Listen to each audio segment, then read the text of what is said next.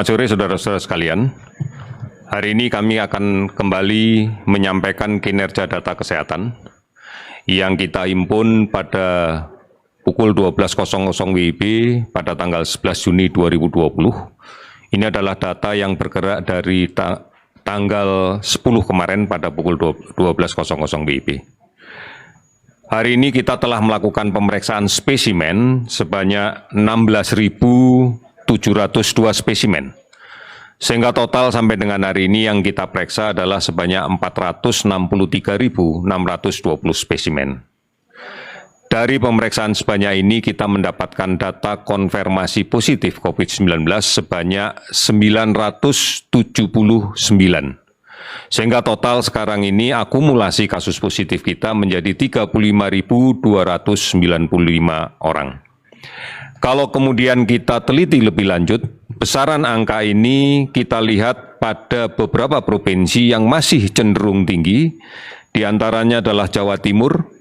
Hari ini melaporkan ada 297 kasus positif baru, meskipun juga dilaporkan ada 112 kasus yang sembuh.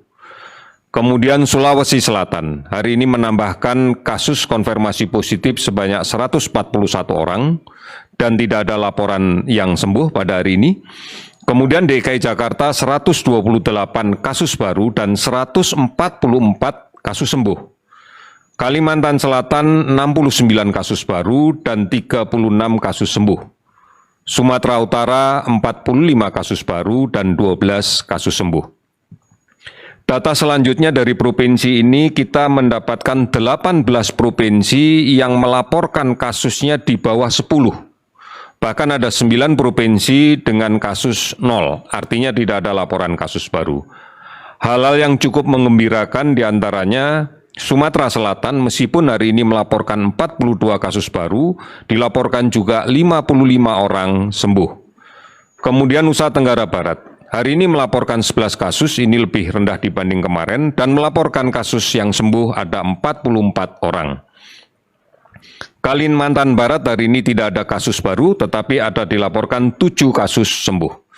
Saudara-saudara, kalau kemudian kita rinci lebih lanjut pada masing-masing provinsi, sebagai contoh misalnya Jawa Timur, DKI Jakarta, Sulawesi Selatan, spesimen yang kita terima lebih banyak spesimen dari hasil kontak tracing yang saat ini sangat agresif dilaksanakan oleh Dinas Kesehatan setempat.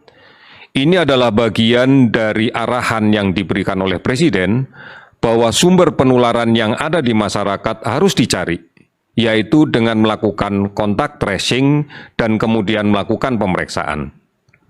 Sebagian besar dari kasus yang kita temukan dan kemudian positif pada kontak tracing adalah kasus yang tanpa gejala atau dengan gejala yang minimal yang dipersepsikan bahwa yang bersangkutan tidak mengalami sakit apapun.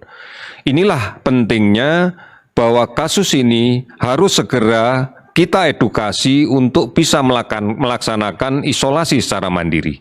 Karena kalau tidak, ini akan menjadi sumber penularan yang ada di tengah masyarakat.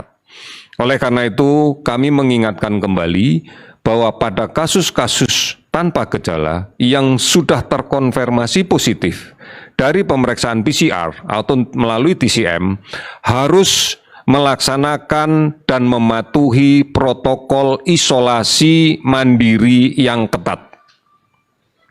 Karena kalau tidak, ini akan bisa menjadi sumber penularan untuk masyarakat sekitarnya.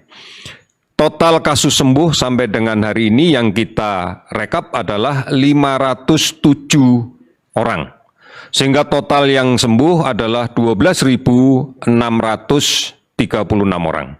Meninggal 41 orang sehingga total yang meninggal sampai dengan hari ini adalah 2.000 orang.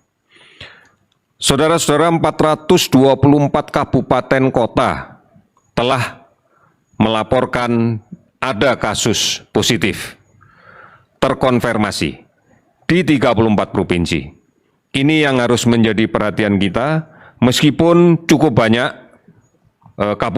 provinsi yang berada di Indonesia dengan kasus di bawah 10, dan beberapa provinsi yang kecenderungan data kenaikannya tidak terlalu signifikan, artinya berada pada putaran angka itu. Hanya memang masih ada beberapa provinsi yang kenaikannya cukup tinggi.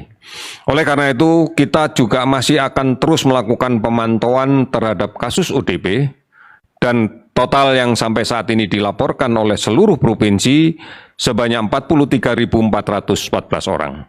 Sementara pasien dalam pengawasan 14.052 orang. Gambaran ini harus kita yakini bahwa upaya kita untuk aman dengan cara menjaga jarak, menggunakan masker, mencuci tangan adalah cara yang terbaik. Hindari kerumunan. Karena dari kontak tracing yang kita lakukan, seringkali kita tidak bisa mengidentifikasi siapa yang kontak dekat dengan dia karena berasal dari kerumunan. Kita lihat beberapa kejadian kerumunan masyarakat di pasar, kemudian di tempat-tempat tertentu, ini yang memberikan ruang bagi memungkinkannya proses penularan. Oleh karena itu, menjaga jarak dan menghindari kerumunan sesuatu yang penting. Dan dari beberapa data yang kita dapatkan, penggunaan masker yang tidak benar juga berkontribusi terhadap penularan ini. Kita masih sering melihat masyarakat menggunakan masker hanya menutup hidungnya, tidak menutup hidungnya, hanya menutup mulut, tidak hidung. Bahkan ada beberapa yang kemudian hanya menutup dagunya, atau tidak menggunakan secara baik, melepasnya, menyimpannya, atau mencucinya. Ini juga menjadi beberapa hal yang harus kita lakukan. Saudara-saudara, keprihatinan kita juga bisa kita dapatkan dari adanya anak-anak balita yang terinfeksi. Ini disebabkan karena tertular oleh orang dewasa yang memiliki mobilitas yang cukup tinggi di luar rumah. Oleh karena itu, mari kita bukan hanya berpikir aman untuk kepentingan sendiri, aman tidak tertular, tapi pastikan bahwa kita juga aman untuk lingkungan kita, bahwa kita juga aman untuk keluarga kita, agar kita tidak menjadi sumber penularan di tengah-tengah keluarga. Kita yakin kita mampu melakukan ini dengan baik. Dibutuhkan komitmen, disiplin, dan kebersamaan terus-menerus. Kita tidak mungkin kemudian berharap hanya orang lain yang melindungi kita, tanpa ada upaya yang sungguh-sungguh bahwa kita pun juga harus melindungi diri kita sendiri. Saudara-saudara, kita meyakini ini dan kita pasti bisa. Kita pasti bisa. Selamat sore, terima kasih.